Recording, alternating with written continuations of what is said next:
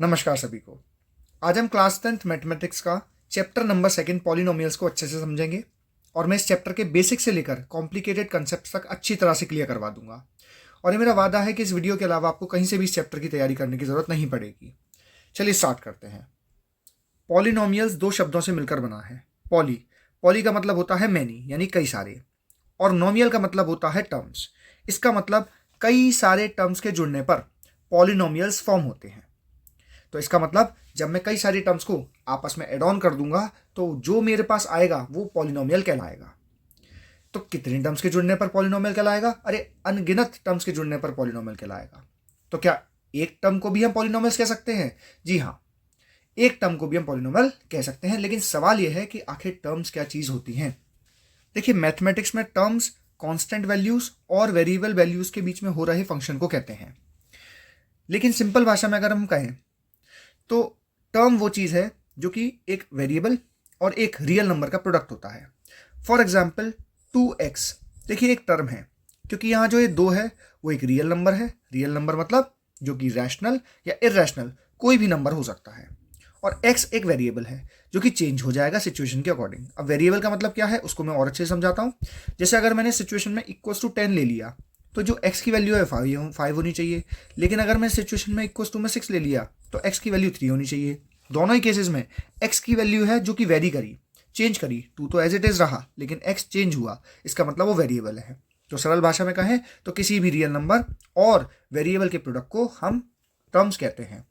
लेकिन उसमें एक कंडीशन है, जब भी हम किसी रियल नंबर को लिखेंगे और उसके साथ में किसी वेरिएबल को लेंगे तो जो वेरिएबल होना चाहिए उसके ऊपर नॉन नेगेटिव इंटीजर होना चाहिए। नॉन नेगेटिव का मतलब उसके ऊपर जो पावर होनी चाहिए उसकी पावर नेगेटिव नहीं होनी चाहिए, और जो वो पावर होगी वो एक इंटीजर होगा, ना कि फ्रैक्शन। फ्रैक्शन मतलब 3/2, 8/7, ये सब फ्रैक्शंस हैं।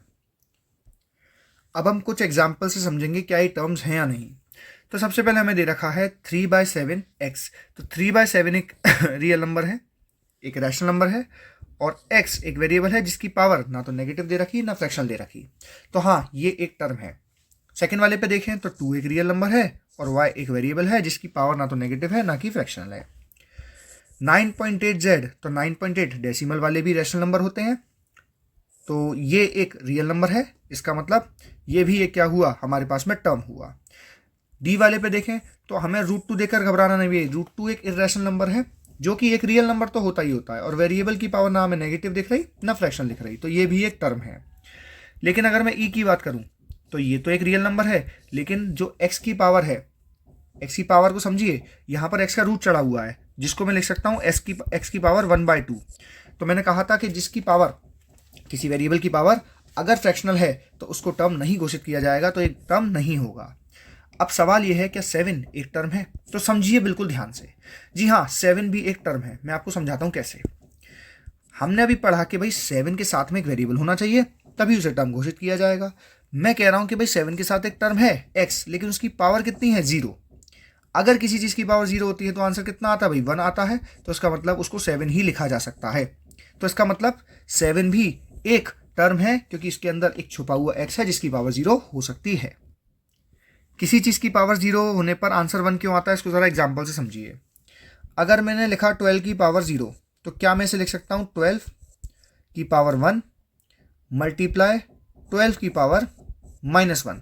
समझिए मैंने ऐसा क्यों लिखा, क्योंकि मुझे पता है कि जब भी जो सेम बेस हैं वो अगर मल्टीप्लाई हो रहे होते हैं तो पावर ऐड हो जाती है। तो इसका मतलब मैं 12 की पावर 0 को 12 की पावर 1 मल्टीप्लाई 12 की पावर -1 लिख सकता हूँ, और इसको सॉल्व कर 12 की पावर तो हमारे पास 12 ही रहेगी, और 12 की पावर -1 के लिए हमें 12 को रेसिप्रोकल करना पड़ेगा और माइनस का 1 हटाना पड़ेगा। 12 से 12 कट जाएगा, हमारे पास आंसर बचेगा 1। तो किसी भी चीज़ की पावर 0 को 1 लिखा जा सकता है। अब सवाल आता है क्या 0 एक टर्म है? जी हाँ, 0 भी एक टर्म है जिसके साथ कोई भी एक वेरिएबल हो सकता है। y हो सकता है, z हो सकता है, x हो सकता है। हम भले इसकी पावर निर्धारित नहीं कर सकते। अगर आपसे पूछा जाए कि भाई 0 की वेरिएबल पे कितनी पावर लग रही है, उसकी डिग्री कितनी है, तो आप बोलेंगे नॉट डिफाइंड। लेकिन क्या 0 एक टर्म है? जी हाँ, 0 भी एक टर्म है। तो हम एग्जाम्पल बतौर समझ गए कि भाई ये एक पॉलिनोमियल है क्योंकि ये एक टर्म है और ये एक टर्म है। ये जो हमारे पास टर्म है इसमें हमें वेरिएबल दिखाई पड़ रहा है, लेकिन इस वाले टर्म के साथ में हमें वेरिएबल दिखाई नहीं पड़ रहा, तो इसके साथ जो वेरिएबल होगा उसकी पावर कितनी मान ली जाएगी, 0 मान ली जाएगी। अब जिनके साथ ऐसे वेरिएबल लगे होते हैं जो छुपे हुए वेरिएबल होते हैं, ऐसे वाले डिजिट्स को हम कांस्टेंट कहते हैं। तो हमने ऐसे डिजिट्स के लिए एक अलग से नाम ले रखा है जिसको क्या बुलाते हैं, हम कांस्टेंट बुलाते हैं। तो ये कांस्टेंट टर्म कहलाएगा इस पॉलिनोमियल का। तो आई होप आपको समझ में आ गया होगा कि टर्म्स के जुड़ने पर पॉलिनोमियल्स फॉर्म होते हैं। और टर्म्स क्या चीज़ होती हैं, टर्म्स रियल नंबर और एक वेरिएबल के प्रोडक्ट को कहते हैं, जिसमें वेरिएबल की पावर ना तो नेगेटिव होनी चाहिए और ना ही फ्रैक्शनल होनी चाहिए। और कांस्टेंट टर्म्स वो टर्म्स होते हैं जिसके साथ में जो वेरिएबल है वो हिडन होता है, जिसकी पावर 0 होती है। अब किसी भी टर्म में वेरिएबल वाले पार्ट के अलावा जो डिजिट बोली जाती है उसको उस वेरिएबल का कोफिशिएंट कहते हैं। तो इस एग्जांपल से आप समझिए कि इस इक्वेशन के अंदर में जो x का कोफिशिएंट है वो क्या है, 7 है। इस इक्वेशन के अंदर में एक्स स्क्वायर का जो कोफिशिएंट है वो 3m है। तो इसका मतलब हमारे पास जो भी कोफिशिएंट होते हैं वो क्या होते हैं भाई, कोएफिशिएंट डिजिट्स के साथ, वेरिएबल के साथ में जो डिजिट अवेलेबल होती है उसको बुलाया जाता है। अब हमें इस डिजिट में 1 का कोएफिशिएंट बताना है। हमारे पास ये डिजिट्स दे रखी हैं, 9x ये एक टर्म है, 7 एक टर्म है, तो यानी कि सम के जोड़ को हम पॉलिनोमियल्स कह सकते हैं। यानी कि हमको एक पॉलिनोमियल दे रखा है, हमें इसमें कोएफिशिएंट ऑफ 1 निकालना है। तो देखिए मैंने कहा था जो 7 है उसको मैं लिख सकता हूँ 7x की पावर 0, और ये जो डिजिट है सॉल्व होने पे हमारे पास हो जाती है 7 × 1। तो इसका मतलब जो 1 का कोएफिशिएंट है वो कितना आएगा, 7 आएगा। तो आई होप आपको कोएफिशिएंट पहचानना भी आ गए होंगे। अब किसी पॉलिनोमियल को रिप्रेजेंट करने का तरीका होता है, एक डिजिट हमने एक टर्म ले लिया, फिर दूसरा टर्म ले लिया, फिर तीसरा टर्म ले लिया, और इसको लगातार जोड़ते चले जा रहे हैं। अगर मैं इसमें सिर्फ एक ही टर्म की बात करूंगा तो ऐसे पॉलिनोमियल को हम कहते हैं मोनोमियल, जिसमें सिर्फ एक टर्म की बात हो रही होती है। अगर मैं इसमें 2 टर्म इंक्लूड कर लूंगा, अब आप टर्म पहचान चुके हैं, तो उसे हम कहते हैं बाइनोमियल। और अगर मैं इसमें तीनों टर्म को इंक्लूड कर लूंगा तो कहेंगे ट्राइनोमियल एंड सो ऑन। इस तरीके से हम क्या करते हैं, टर्म्स के हिसाब से types of polynomials based on the number of terms, terms के हिसाब से पॉलिनोमियल्स के टाइप को डिटरमाइन करते हैं। तो मोनोमियल सिंगल टर्म वाले, बाइनोमियल 2 टर्म वाले, ट्राइनोमियल 3 टर्म वाले। अब किसी पॉलिनोमियल को रिप्रेजेंट करने का स्टैंडर्ड फॉर्म होता है उसकी डिग्री को डिसेंडिंग ऑर्डर में लिखना। डिग्री बोले तो टर्म की पावर।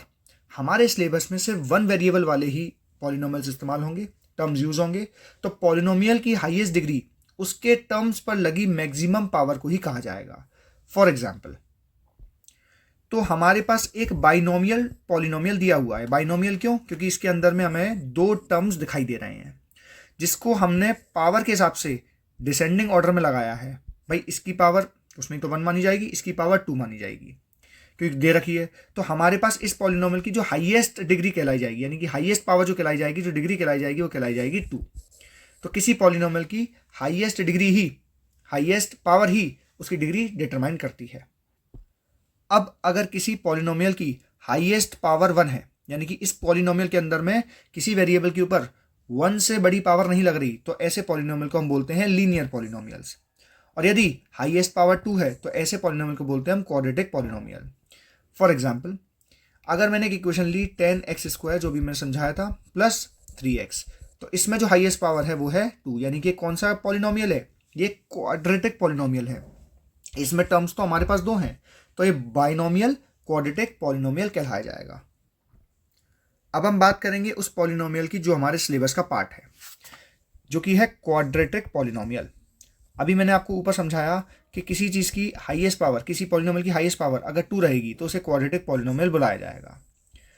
अब क्वाड्रेटिक पॉलिनोमियल को अच्छे से समझने के लिए हम पहले इसके एक स्टैंडर्ड फॉर्म की बात करेंगे कि इसे प्रॉपर्ली लिखा कैसे जाए। तो इसको लिखने का तरीका है ax² plus bx plus c gives 0। इसको इस फॉर्म में लिखा जाता है। अब ये p और ये ब्रैकेट में x का मतलब क्या होता है, मैं आपको ये भी अच्छे से समझाता हूँ। जब हमें सारी चीज़ एक एक शब्द क्लियर हो जाएगा, हमारी मिसअंडरस्टैंडिंग बिल्कुल चैप्टर के प्रति दूर हो जाएगी, तभी हमारी मैथ से दोस्ती हो पाएगी। तो अच्छे से दोस्ती करने के लिए हमें उसको अच्छे से जानना पड़ेगा। जब हम किसी चीज़ को जान जाते हैं तब हमें उससे डर खत्म होने लगता है। देखिए मैंने ना एक पॉलिनोमियल ले लिया, ये एक क्यूबिक पॉलिनोमियल है क्योंकि इसकी हाईएस्ट जो पावर दे रखी है वो दे रखी है 3। तो मैंने क्या करा, एक पॉलिनोमियल लिया। अब इसको बार बार लिखने से अच्छा मैंने इसको एक वेरिएबल मान लिया कि भाई जब भी मुझे इस इक्वेशन को लिखना पड़ेगा तो मैं उसको हमेशा पी से डिनोट करूंगा, यानी जहां पर इस पूरे को लिखना पड़े उसकी जगह पर मैं पी लिख दूंगा। अब इसमें जो वेरिएबल यूज हुआ है उसके साथ में मुझे बताना पड़ेगा कि इस इक्वेशन कौन सा वेरिएबल है, जिसको मैं ब्रैकेट के अंदर शो कर दूंगा कि इसका मतलब ये जो है हमारे पॉलिनोमियल का रिप्रेजेंटेशन है, और ये जो x है ये बताता है कि हमारे पॉलिनोमियल के अंदर जो डिग्री है, वो जो वेरिएबल है वो x है। अगर मैंने मान के चलिए इस इक्वेशन के अंदर में कोई वैल्यू पुट करी, फॉर एग्जांपल मैंने यहाँ पर x की वैल्यू 1 पुट करी, तो इसको हम सॉल्व करके लिख सकते हैं 3 ब्रैकेट में 1 की पावर 3 प्लस 7 1 की पावर स्क्वायर प्लस 9 की पावर 1 प्लस 5। इसको सॉल्व करने पे हमारे पास आएगा 3 प्लस 7 प्लस 9 प्लस 5, जो कि हमारे पास हो जाएंगे 24। तो इसका मतलब मैंने इस पूरे पॉलिनोमियल में x की जगह पर 1 पुट करने पर इसे 24 बना दिया। तो मैं लिख सकता हूं भाई p हमारे पास हो गया पॉलिनोमियल, मैंने x की जगह पर 1 पुट करा, पॉलिनोमियल सॉल्व हो गया, कितना हो गया 24। तो ये लिखने का तरीका होता है। आई होप आपको ये भी समझ में अच्छे से आ गया होगा कि किस तरह से पॉलिनोमियल को लिखा जाता है। अब बात यह है कि मैंने जो क्वाड्रेटिक पॉलिनोमियल का स्टैंडर्ड फॉर्म बताया ax² plus bx plus c, इसका क्या मतलब है समझेंगे। देखिए अगर मैं इस पॉलिनोमियल के कोएफिशिएंट्स के बारे में पूछूं तो आप कहेंगे कि भाई x² का कोएफिशिएंट है a, x का कोएफिशिएंट है b और 1 का कोएफिशिएंट है c। ये मैं आपको ऑलरेडी समझा चुका हूं कि कोएफिशिएंट्स क्या होते हैं। अब हम बात करेंगे जीरोस ऑफ द पॉलिनोमियल्स आखिर क्या होते हैं। देखिए मैंने एक इक्वेशन ली x² माइनस 4, इसको इस तरह से मैंने रिप्रेजेंट करा। आई होप अब आप भी समझ गए होंगे। और पहले मैंने x की जगह पर वैल्यू पुट करी है 1। तो अगर मैं इसमें 1 पुट करूंगा तो मुझे पता है कि 1 का स्क्वायर 1 हो जाएगा और 1 माइनस 4 होते हैं माइनस का 3। अब अगर मैं इसकी जगह पे 2 पुट करूं तो मैं इसको इस तरह से लिखूंगा, और मुझे पता है अगर मैं इसकी जगह पे 2 पुट करूंगा तो 2 का स्क्वायर होता है 4 एंड 4 माइनस 4 होता है 0। अब जिस इक्वेशन में किसी वेरिएबल की जगह पर वैल्यू को पुट करने पर वैल्यू पूरा का पूरा पॉलिनोमियल 0 हो जाए, उस वैल्यू को उस पॉलिनोमियल का 0 कहते हैं। इसको अच्छे समझाता हूं। हमारी जो पॉलिनोमियल था, हमारे पास ये जो क्वाड्रेटिक पॉलिनोमियल था, इसमें x की जगह पर 2 को पुट करने पर पूरी इक्वेशन सॉल्व होकर कितनी हो गई 0। इसका मतलब हमारी इस इक्वेशन में ये जो 2 है वो उसका 0 कहलाएगा। अब अगर मैं इसमें -2 पुट करूं तो भी मेरे पास आंसर 0 ही आएगा, क्योंकि -2 पे इवन पावर लगने पर वो ऑड नंबर ही प्लस पॉजिटिव नंबर हो जाएगा, और प्लस का 4 माइनस का 4 0 ही रहेंगे। तो मैं कह सकता हूं कि x बराबर 2 और x बराबर -2 मेरे इस क्वाड्रेटिक पॉलिनोमियल के क्या हैं, 2 जीरोस हैं। अब आप एक चीज याद रखिएगा, जिस पॉलिनोमियल की जो हाईएस्ट डिग्री होती है उसके उतने ही जीरोस होते हैं। जैसे इस केस में इसकी हाईएस्ट डिग्री 2 है तो इसके जीरोस के नंबर भी कितने आएंगे, हमारे पास 2 ही निकल के आएंगे। अब अगर मैं इन वेरिएबल्स की मदद से एक इक्वेशन फॉर्म करूं, ये प्लस का 2 वहां जाके माइनस का हो जाएगा, और अगर इस इक्वेशन में डिवाइड दिया जाए तो मेरे पास रिमाइंडर कितना बचना चाहिए, 0। तो याद रखना, जब हम 0 से बनने वाले किसी इक्वेशन को अपने मेन पॉलिनोमियल से डिवाइड करते हैं तो रिमाइंडर कितना बचता है, 0। ये भी याद कीजिएगा। एंड जीरोस को एक स्पेशल नाम दिया गया है अल्फा एंड बीटा, यानी सरल भाषा में कहें तो अल्फा बीटा पॉलिनोमियल की ऐसी वैल्यूज हैं वेरिएबल्स की जिनको पुट करने पर इक्वेशन सॉल्व होकर 0 हो जाती है, या इनकी मदद से जो वेरिएबल्स बनेंगे, जो इक्वेशन बनेगी, उसे डिवाइड देने पर हमारे पास रिमाइंडर कितना आ जाएगा, 0 आ जाएगा। अब हम relations of zeros with coefficient of polynomials की बात करेंगे। ये एक इंपॉर्टेंट टॉपिक है, इसको ध्यान से सुनिएगा। मैंने एग्जाम्पल के लिए एक इक्वेशन ले ली p x वेरिएबल के साथ में x² माइनस 8x प्लस 12। बहुत ध्यान से देखिएगा, ये क्वाड्रेटिक पॉलिनोमियल है। अब इसको अगर स्टैंडर्ड फॉर्म की बात करूं तो मैंने कहा था स्टैंडर्ड फॉर्म हमारे पास होती है ax² plus bx plus c। तो इस केस में हमारे पास जो x² का कोफिशिएंट है वो a है, और इस केस में x² कोफिशिएंट हमें दे रखा है 1। हमारे पास x का कोफिशिएंट होता है b, तो इस इक्वेशन में हमारे पास x का कोफिशिएंट दे रखा है माइनस का, b का कोफिशिएंट x कोफिशिएंट दे रखा है माइनस का 8, और c जो कि एक कांस्टेंट टर्म है जो कि 1 का कोफिशिएंट कहा जाता है। इस केस में हमें दे रखा है सी, तो इसका मतलब बी की वैल्यू हमारे पास -8 एंड सी की वैल्यू हमारे पास 12 आ गई। अब इस इक्वेशन में अगर मैं x की जगह पर 6 पुट करूं तो मेरे पास आएगा 6 का स्क्वायर -8, 6 + 12, 6 का स्क्वायर 36 -48 + 12, हमारे पास आंसर आएगा 0। और अगर मैं इस इक्वेशन में x की जगह 2 पुट करूं तो मैं लिखूंगा इसको 2 का स्क्वायर -8 × 2 + 12, 2 का स्क्वायर 4 एंड 8 × 2 16, 16 माइनस का प्लस का 4 यानी माइनस का 12, यानी हमारे पास आंसर आया 0। इसका मतलब हमारे पास इस पॉलिनोमियल के अंदर में x की वैल्यू 6 और x की वैल्यू 2 पुट करने पर इक्वेशन का आंसर 0 आ रहा है। तो इसका मतलब 6 एंड 2 इस इक्वेशन की क्या है भाई, इस इक्वेशन के हमारे जीरोस हैं, यानी अल्फा की वैल्यू है हमारे पास 6 और बीटा की वैल्यू है हमारे पास 2। अब इनसे जो इक्वेशन बनेगी, जैसे x बराबर 6 तो x बराबर 2, इससे हमारे पास इक्वेशन बनी प्लस का माना कि माइनस x -6 और x -2। अगर इन दोनों को इस इक्वेशन में डिवाइड दिया जाए तो रिमाइंडर कितना बचेगा, 0 बचेगा। इन बात का याद रखना है। लेकिन इसका रिलेशन क्या है इन कोफिशिएंट्स के साथ में, उसको हम अब ढंग से समझेंगे। अब हमको कोफिशिएंट पता है x² का, x का और 1 का, हमको अल्फा और बीटा पता है। अब अगर मैं सम ऑफ जीरोस यानी अल्फा प्लस बीटा लिखूं तो बराबर होगा -b यानी x का कोफिशिएंट बाय x² के कोफिशिएंट के। और अगर मैं प्रोडक्ट ऑफ जीरोस लिखूं तो उसे लिख सकते हैं c/a यानी coefficient of 1 divide by coefficient of x²। इसको आप अच्छी तरह से याद करें। मैं अभी क्वेश्चंस करते करते आपको बताऊंगा इनका कहाँ कहाँ पर इस्तेमाल किया जाता है। रिलेशन को ध्यान से सुनिएगा। हमारे पास अल्फा की वैल्यू दे रखी है 6, बीटा की वैल्यू दे रखी है 2 और -b की वैल्यू दे रखी है -8। तो माइनस में माइनस की वैल्यू पुट होगी प्लस का हो जाएगा, और a की वैल्यू दे रखी है हमें 1। तो देखिए LHS में 8 और RHS में भी 8, यानी कि हमारा पहला वाला रिलेशन वेरीफाई भी हो गया। दूसरे में हमें अल्फा दे रखा है 6 मल्टीप्लाई बीटा दे रखा है 2 एंड सी की वैल्यू दे रखी है 12 डिवाइड बाय 1। तो यहाँ भी हमारे पास 12 और इस साइड भी हमारे पास 12। तो ये रिलेशन भी हमारा क्या हो गया, वेरीफाई हो गया। अब एक इंपॉर्टेंट बात कि रूट से अगर हमें क्वाड्रेटिक पॉलिनोमियल बनाने के लिए आ जाए तो हमें उसको कैसे बनाना है। तो उसके लिए सबसे पहले एक फॉर्म याद करेंगे सभी लोग अच्छे से, x² minus alpha plus beta x plus alpha beta. तो मैं x² एज इट इज लिखूंगा और अल्फा की जगह 6, बीटा की जगह 2 पुट करूंगा, प्लस अल्फा मल्टीप्लाई बीटा यानी 6 × 2। इसको सॉल्व करने में मेरे पास इक्वेशन आएगी। तो देखिए यही हमारे पास क्वेश्चन था जो हमने सॉल्व किया था अभी। तो x² प्लस -8x प्लस 12 ये हमारे पास क्वाड्रेटिक पॉलिनोमियल बन गया। तो रूट से पॉलिनोमियल बनाना आप लोग अच्छे से सीख गए होंगे। अब हमने इस चैप्टर में अब तक क्या पढ़ा कि भाई पॉलिनोमियल्स क्या है।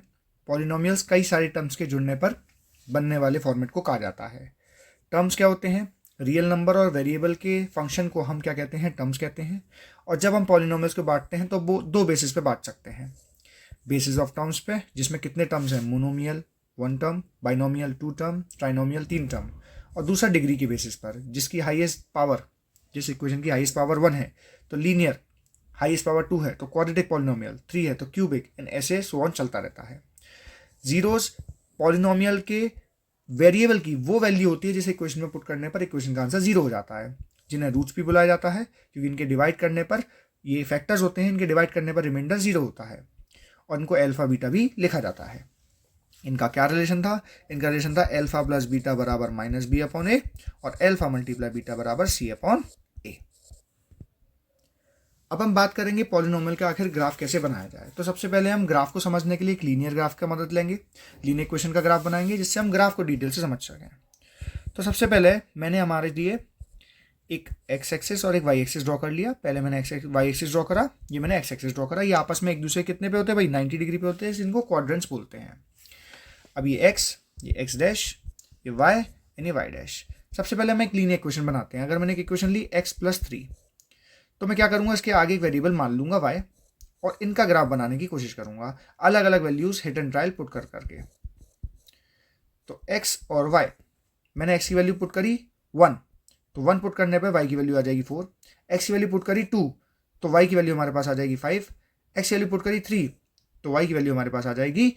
अब हमारे पास देखिए पैटर्न है 1 1 1 1 का क्या पूरा है, यहाँ पे 1 1 1 प्लस होता चल रहा है, तो हमारे पास 4 5 6।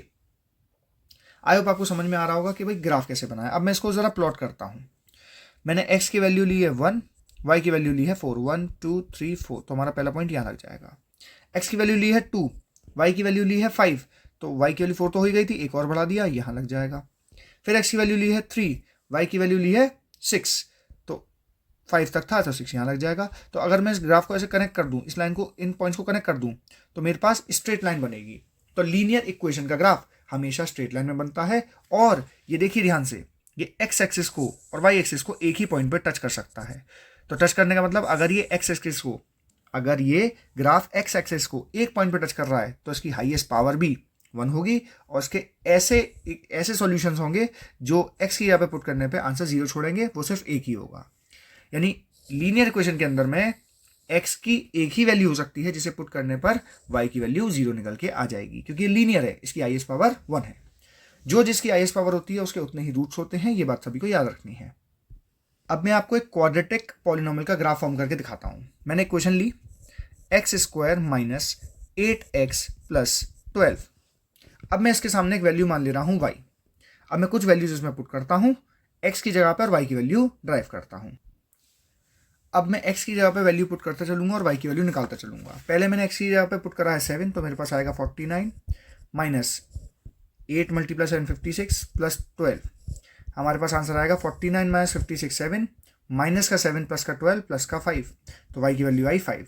अब मैं x की जगह पे पुट करूंगा 6, तो हमारे पास आएगा 6 का स्क्वायर 36 माइनस 48 प्लस 12 यानी 0, तो 6 वैल्यू पुट करने पे आंसर आ रहा है 0। अब मैं x की वैल्यू पुट करूंगा 2, तो 2 का स्क्वायर 4 माइनस 2 8 16 प्लस 12, ये भी हमारे पास आंसर आ रहा है 0। तो अब मैं दूसरी वैल्यू पुट करूंगा 1।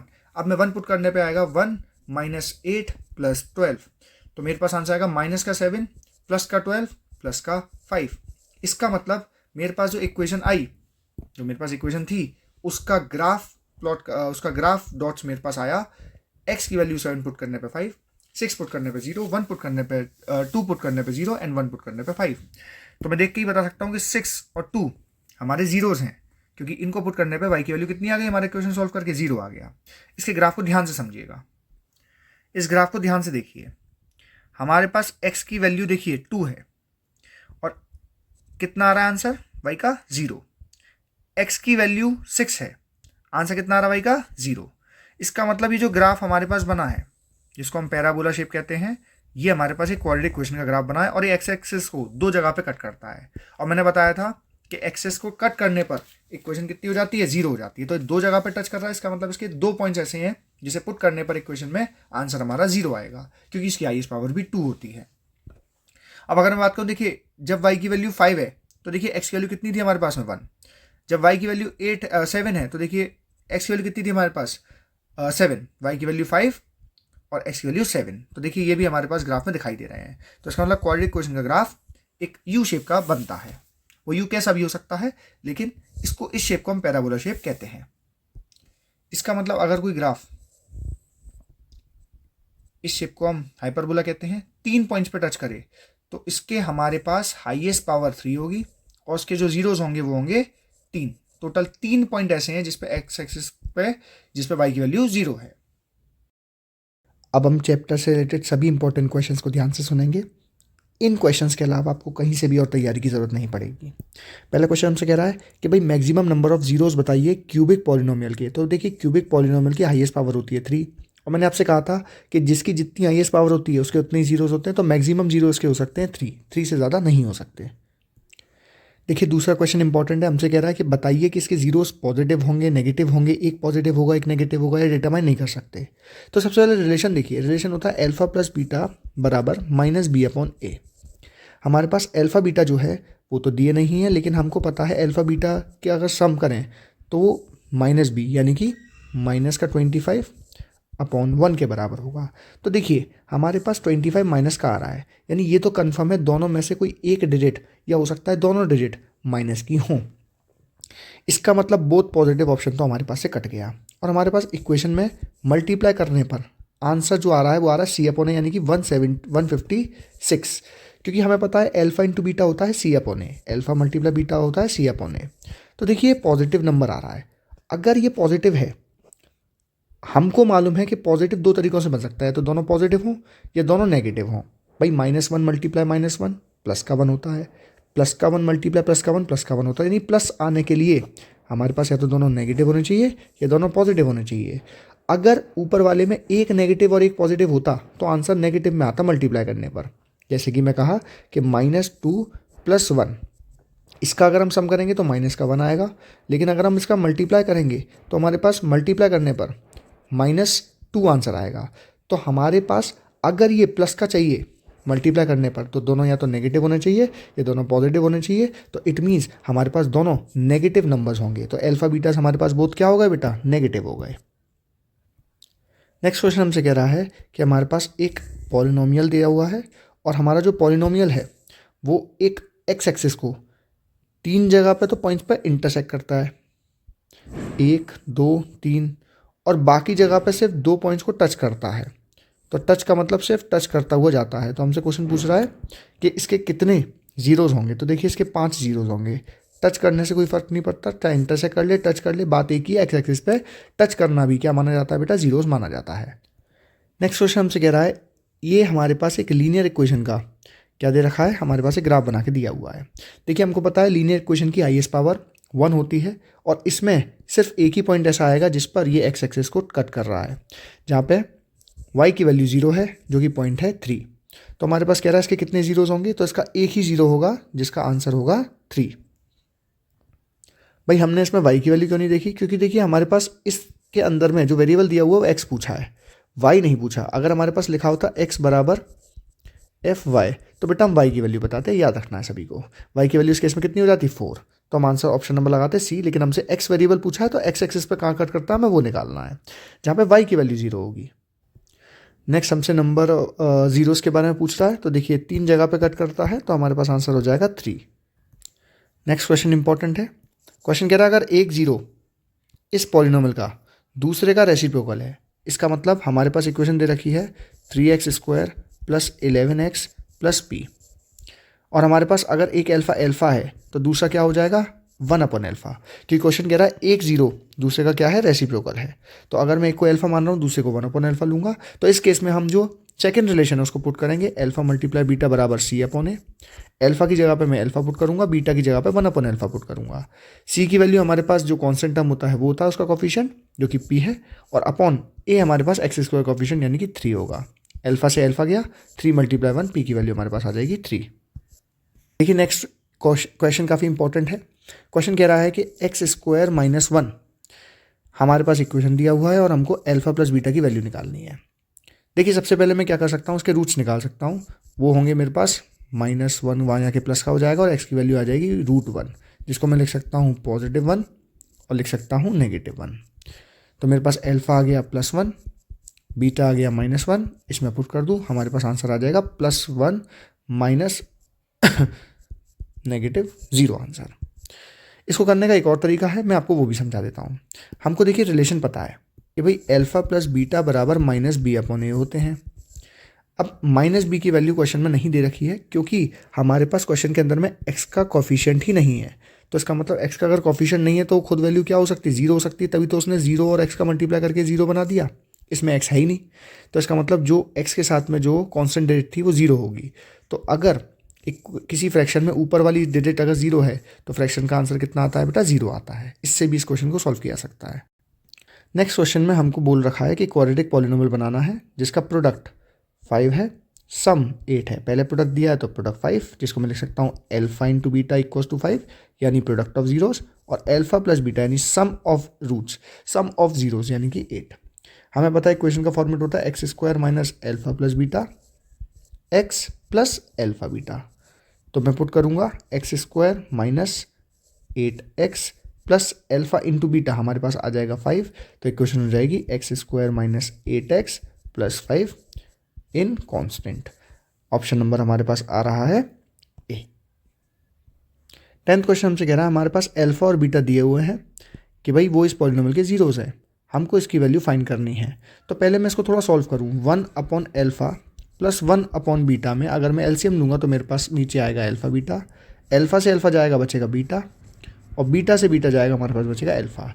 तो मैं देखिए alpha plus beta some of zeros को माइनस बी अपॉन ए लिख सकता हूँ डिवाइडेड बाय, और अल्फ़ा इंटू बीटा को सी अपॉन ए लिख सकता हूँ। अब डिवाइड के कारण से ये राइट साइड का रेसिप्रोकल होगा, जिसको मैं लिख सकता हूँ मल्टीप्लाई ए बाय सी। ए से ए गया, अब मुझे सिर्फ किसकी वैल्यू फाइंड करनी है, बस मुझे इसकी वैल्यू फाइंड करनी है। हमारे पास माइनस भी दे रखा है क्वेश्चन के अंदर में -3, तो ये हो जाएगा +3, और सी की वैल्यू दे रखी है -7, तो हमारे पास ऑप्शन नंबर होगा -3/7। देखिए इस क्वेश्चन को सॉल्व करने के लिए अगर हम इसका मिड टर्म करते 4x² - 3x - 7, मिड टर्म्स पर एक ऐसा तरीका है जिससे हम इक्वेशन के रूट्स को फाइंड कर सकते हैं। 7 × 4x², तो मैं लिख सकता था 28x², जिसको मैं तोड़ के लिख सकता हूँ 7x × 4x, और 7x और 4x को माइनस करने पर 3x भी आता है। तो देखिए मैं 4x² को तो एज इट इज़ लिख दूँ, और 3x की जगह पे लिखूँ -7x प्लस 4x, -7 = 0। इन दोनों में कॉमन आएगा x, बचेगा मेरे पास 4x - 7। इन दोनों पे कॉमन आएगा मेरे पास +1, बचेगा 4x - 7।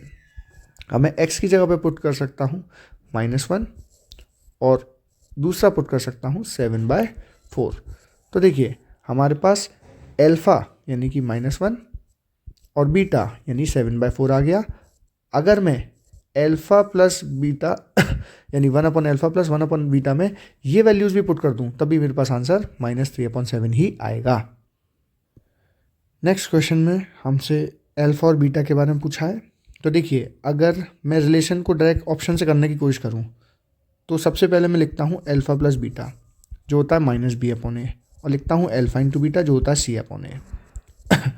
मेरे करने से पहले आप लोग खुद क्वेश्चंस को करके देखिए, जिससे आपको आइडिया लगे आप कहाँ पे गलती कर रहे हैं। अल्फ़ा प्लस बीटा को मैं लिख सकता हूँ -b/a, जिसमें यहाँ पे इस केस में हो जाएगा -8/2, जिसको कहा जा सकता है -4, और अल्फ़ा इंटू बीटा को लिख सकता हूँ -8/2 यानी -4। तो इस केस में दोनों बराबर हैं, ऑप्शन नंबर हमारे पास हो जाएगा ए। इस क्वेश्चन में हमें कह रहा है सम ऑफ जीरोस यानी कि अल्फ़ा प्लस बीटा इस पॉलिनोमियल के दे रखे हैं 1। तो इसका मतलब मैं अल्फ़ा प्लस बीटा की लिख सकता हूँ -b/a = 1, और -b की वैल्यू इसमें है -2, -2 माइनस में पुट होगी हो जाएगा +2, और a की वैल्यू हमारे पास दे रखी है p² - 23 बराबर 1। ये वहाँ जाके मल्टीप्लाई आएगा 2 बराबर p² - 23, माइनस का वहाँ के प्लस हो जाएगा 5 बराबर p²। तो हमारे पास आएगा √25 बराबर p, जिसको मैं लिख सकता हूँ +5 या -5। तो इसका हमारे पास ऑप्शन हो जाएगा डी। क्वेश्चन हमसे कह रहा है अल्फ़ा बीटा जीरोज़ हैं पॉलिनोमियल के, हमें k की वैल्यू फाइंड करनी है अगर ये रिलेशन दे रखा है तो सबसे पहले रिलेशन उठाते हैं। इस रिलेशन को लिखने का ये भी तरीका हो सकता था कि the sum of the roots is half of the products of the roots, ठीक है, लेकिन इन्होंने लिख कर दिया है तो हम इसे एज इट इज़ लिख देंगे। अल्फ़ा प्लस बीटा की वैल्यू होती है -b/a, और अल्फ़ा इंटू बीटा की वैल्यू होती है c/a। तो देखिए क्वेश्चन में माइनस का भी दे रखा है हमको, माइनस का ब्रैकेट k+6, तो मैं इसमें पुट करने पर ये माइनस माइनस प्लस का हो जाएगा यानी कि k+6 अपॉन a दे रखा है हमको x² के साथ में 1 बराबर 1/2 मल्टीप्लाई c की वैल्यू है हमारे पास। देखिए यहीं पे सॉल्व करेंगे, 2 × 2 के 4k, और 2 × माइनस का 1 माइनस का 2। अब ये वहाँ मल्टीप्लाई हो गया, हमारे पास में आएगा 2k + 12 बराबर 4k - 2। अब k वाली एक तरफ लेते हैं, ये डायरेक्ट नॉर्मल वाली एक तरफ लेते हैं, तो हमारे पास आ जाएगा 14 बराबर 2k, k की वैल्यू हमारे पास आ जाएगी 7। नेक्स्ट क्वेश्चन कह रहा है क्वाड्रेटिक इक्वेशन बतानी है, कितनी बनेंगी -5 और -3 एज अ जीरोस की मदद से। तो हम जानते हैं अल्फ़ा प्लस बीटा बराबर -b/a होता है, और अल्फ़ा प्लस बीटा की लिख सकता हूँ -5 प्लस -3, जिसका आंसर होगा -8। इसका मतलब हमारे पास ये आया -8/1। अल्फ़ा मल्टीप्लाई बीटा होता है c/a, जिसको मैं लिख सकता हूँ अल्फ़ा इंटू बीटा की जगह -5 मल्टीप्लाई -3 यानी +15, जिसको लिखा जा सकता है 15/1। तो जब भी ये रेशियो में होते हैं हम उनके साथ में कांस्टेंट डिजिट मान सकते हैं। तो हमारे पास इक्वेशन बन जाएगी x² - देखिए ए की जगह पे मैंने पुट किया 1, क्योंकि मेरे पास क्वेश्चन में ए बी सी निकल के आ गए। ए मेरे पास आ गया 1 के, बी मेरे पास आ गया -8 के, और सी मेरे पास आ गया 15 के। मैं क्वेश्चन में पुट कर रहा हूँ 1x² माइनस 8x प्लस 15, और बाहर कॉमन ले लिया मैंने के। अब देखिए ये जो वैल्यू है ये हमेशा कांस्टेंट रहेगी, और जो ये हमेशा सिमिलर रहेगी, और के की वैल्यू में चेंज करते करते करते करते अलग अलग वैल्यूज़ निकाल सकता हूँ। तो मेरे पास infinite amount of quadratic equation इससे बन जाएंगी। यानी कि बस मुझे क्या करना है, ये दोनों ज़ीरो होने चाहिए, बाकी मतलब इस इक्वेशन के जो ज़ीरोज़ हैं हमेशा यही आएंगे, और ये जो वैल्यू है बाहर की कुछ भी हो सकती है, तो इन्फानाइट तक जा सकती है। तो इसका आंसर हो जाएगा more than 3। A quadratic polynomial the sum of whose zero, sum of whose zero यानी कि alpha plus beta is zero and 1 0 is 4, और एक जीरो दे रखा है 4, तो हमारे पास बीटा भी निकल के आ जाएगा -4। तो हम इक्वेशन बनाएंगे। इक्वेशन फॉर्म करने का तरीका है x² minus alpha plus beta x plus alpha into beta. तो x² as it is plus alpha plus beta की जगह पुट करूँगा प्लस का 4 एंड माइनस का 4 x प्लस का 4 मल्टीप्लाई माइनस का 4, जिसको मैं लिख सकता हूँ माइनस का 16। तो हमारे पास इक्वेशन आएगी x², ये तो जीरो हो गया हमारे पास में, -16, ऑप्शन ए। नेक्स्ट क्वेश्चन कह रहा है हमें अल्फा बीटा दिए हुए हैं, और हमें इक्वेशन में नेक्स्ट क्वेश्चन में हमें अल्फा बीटा गिवन है इस पॉलिनोमियल के, और हमें एक रिलेशन दिया हुआ है, और क्वेश्चन में हमसे ए और सी की वैल्यू पूछ रहा है। तो सबसे पहले हमें पता है कि हमें इक्वेशन में रिलेशंस को सॉल्व करना है। तो इक्वेशन का मैंने रिलेशन एक लिख लिया, और मुझे पता है alpha plus beta -b upon ए होता है, और alpha into beta c upon ए होता है बराबर 10। तो इसका मतलब मैं पहले इसको और इसको एक रिलेशन बना लूँ, और मैं लिखूँ -b upon a equals to 10, और क्वेश्चन में मुझे -b की वैल्यू दिख रही है -5, जिसको पुट करने पर आंसर आएगा +5 अपॉन ए इक्वल्स टू 10। तो ए की वैल्यू हमारे पास आ जाएगी 1/2। अब मुझे पता है सी इस वैल्यू इस इक्वेशन में ये भी बराबर 10 के है। सी तो मैं एज इट इज़ लिखूँ, डिवाइड बाय ए की वैल्यू आई हमारे पास 1/2 बराबर 10। अब इसका रेसिप्रोकल कर देंगे, हमारे पास आएगा सी मल्टीप्लाई 2 बराबर 10, तो सी की वैल्यू हमारे पास हो जाएगी 5। तो ए की वैल्यू 1/2, सी की value 5, option D. Next question हमसे कह रहा है if the zeros of the quadratic polynomial is 2n - 3, तो हमें ए की वैल्यू और बी की वैल्यू निकालनी है। देखिए हमको पता है एल्फा प्लस बीटा बराबर -b अपॉन ए। एल्फा की वैल्यू है 2, बीटा की वैल्यू है -3, बी की वैल्यू हमको दे रखी है a+1, तो ब्रैकेट के बाहर माइनस है, ध्यान रखिएगा। तो मैं पूरे को लिखूँगा a+1 अपॉन 1। इसको सॉल्व करने में मेरे पास आएगा -1 बराबर -a+1, आमने सामने माइनस से माइनस कट जाएंगे, तो a की वैल्यू हमारे पास आएगी 0। तो a की वैल्यू हमारे पास आई 0, तो ऑप्शन नंबर डी ही हमारे पास सही होना चाहिए। नेक्स्ट क्वेश्चन हमसे कह रहा है one of the zeros of the quadratic polynomial is negative the other of the other than it. अच्छा, अभी क्वेश्चन को ध्यान से सुनिएगा। पहले मैंने पॉलिनोमियल मान लिया x² ax² plus bx plus c। तो हमारे पास इक्वेशन में कह रहा है कि एक जीरो नेगेटिव तो है ही है, यानी कि एक अगर अल्फ़ा है तो दूसरा माइनस अल्फ़ा हुआ, और हमें पता है अल्फ़ा प्लस बीटा बराबर -b अपॉन ए होता है। तो अल्फ़ा प्लस बीटा अगर मैं पुट करूँगा तो अल्फ़ा माइनस अल्फ़ा बराबर -b अपॉन ए, तो सॉल्व होकर आएगा हमारे पास में 0। यानी ये तो क्लियर बात हो गई कि हमारे पास जो b की वैल्यू है वो क्या होगी, 0 होगी। तो अगर 0 होगी तो हमारे पास इक्वेशन बनेगी ax² प्लस c। तो इसका मतलब ये तो पक्का हो गया कि इक्वेशन में लीनियर नहीं बल्कि क्वाड्रेटिक टर्म है। तो इसका मतलब इसके अंदर कोई भी लीनियर टर्म तो नहीं है, तो ये बात तो पक्की हो गई। तो ये ऑप्शन और ये ऑप्शन तो नहीं हो सकता। तो इसका मतलब इसकी जो हाईएस्ट पावर है वो कितनी है, 2 है। तो आगे बढ़ते हैं। इसमें क्वेश्चन फिर हमसे कह रहा है कि हमको निकालना है कि कांस्टेंट टर्म नेगेटिव है या पॉजिटिव है। तो इसको कैसे समझेंगे, देखिए अल्फा इंटू बीटा बराबर होता है c अपॉन ए। तो अल्फा इंटू बीटा को अगर मैं करूँगा तो अल्फा मल्टीप्लाई माइनस का अल्फा, हमारे पास माइनस का अल्फा स्क्वायर आंसर आएगा। तो इसका मतलब ये है कि हमारे पास नेगेटिव टर्म होना चाहिए, तभी ये क्या हो सकता है, माइनस में आंसर आ सकता है। तो हमारे पास जो सी है वो नेगेटिव होना चाहिए, इन कांस्टेंट टर्म नेगेटिव होना चाहिए। तो हमारे पास ऑप्शन नंबर हो जाएगा ए। देखिए 28 टर्म को बहुत ध्यान से सीखिएगा। इसका मिड टर्म स्प्लिट कैसे करा जाता है अच्छे से समझें। मैंने क्वेश्चन लिखी x² - 3x - m bracket m + 3। हमें पता है कांस्टेंट वाले का फर्स्ट में मल्टीप्लाई करना है और इसके ऐसे फैक्टर्स बनाने हैं कि प्लस माइनस करके बीच वाइड रेट बने, इसे मिड टर्म स्प्लिट कहते हैं। तो सबसे पहले मैं इसके अगर फैक्टर्स निकालूंगा इसका मल्टीप्लाई 1 में करके तो हमारे पास यही आएगा। तो हमको समझना है, हमें इसको और इस टर्म को इस तरीके से प्लस माइनस करना है कि माइनस का 3 आए। तो देखिए अगर मैं इसके साथ में प्लस लगा दूँ, ब्रैकेट के बाद माइनस लगा दूँ, तो मेरे पास आएगा प्लस m माइनस 3, जिससे m से m चला जाएगा और -3 बचेगा। तो हमारे पास ये फैक्टर से बीच वाला रेट टर्म स्प्लिट हो गया। कैसे लिखेंगे? x², देखिए माइनस की जगह पे प्लस का mx और माइनस का m+3x, ये एज इट इज -m+3। इसमें कॉमन ले लिया जाएगा x, बचेगा x+m। इसमें कॉमन ले लिया जाएगा माइनस का m+3, तो माइनस का m+3 अगर कॉमन लिया जाएगा तो हमारे पास बचेगा x+m+3, सॉरी x+m। अब हमारे पास x+m कॉमन, x+m, और यहाँ हमारे पास बचेगा x। अब देखिए हमने माइनस का कॉमन लिया था तो हमारे पास आएगा माइनस का m+3। तो हमारे पास x की वैल्यू आएगी माइनस का m और एक x की वैल्यू आएगी m+3, option number B.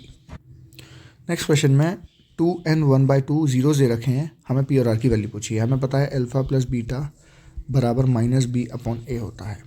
Alpha दे रखा है 2, बीटा दे रखा है 1/2, -b की वैल्यू हमें क्वेश्चन में गिवन है -5/p।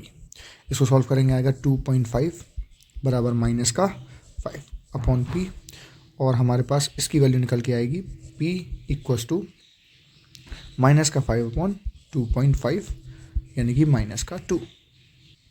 नेक्स्ट हमें पता है अल्फा मल्टीप्लाई बीटा बाय बराबर c/a। अल्फा की वैल्यू 2, बीटा की वैल्यू 1/2, c की जगह पे r और a की जगह पे p की वैल्यू अभी निकाली -2। तो हमारे पास ये कट के आंसर आ जाएगा r = -2। तो देखिए p भी -2, r भी -2, ऑप्शन नंबर हमारे पास हो जाएगा b। नेक्स्ट क्वेश्चन कह रहा है if 1 0 be twice of other, अगर एक अल्फा है तो दूसरा 2 अल्फा है। हमें पता है अल्फा प्लस बीटा बराबर -b/a होता है। तो अल्फा की जगह पे अल्फा और बीटा की जगह पे पुट करेंगे 2 अल्फा, -b की वैल्यू पुट करेंगे प्लस का 3k/1। तो हमारे पास आएगा 3 अल्फा बराबर 3k। तो हमारे पास से अल्फा की वैल्यू निकल के आ जाएगी k। अब दूसरी इक्वेशन में पुट करेंगे अल्फा मल्टीप्लाई बीटा बराबर c/a। अल्फा की यहाँ पे पुट करूँगा k, बीटा की जगह पुट करूँगा 2k बराबर c की जगह पे पुट करूँगा 4k/1। k से 1k कट गया और k की वैल्यू मेरे पास आ गई 2। क्वेश्चन में हमें alpha square plus beta square की वैल्यू फाइंड करनी है। तो हमें पता है अल्फा प्लस बीटा होता है -b/a।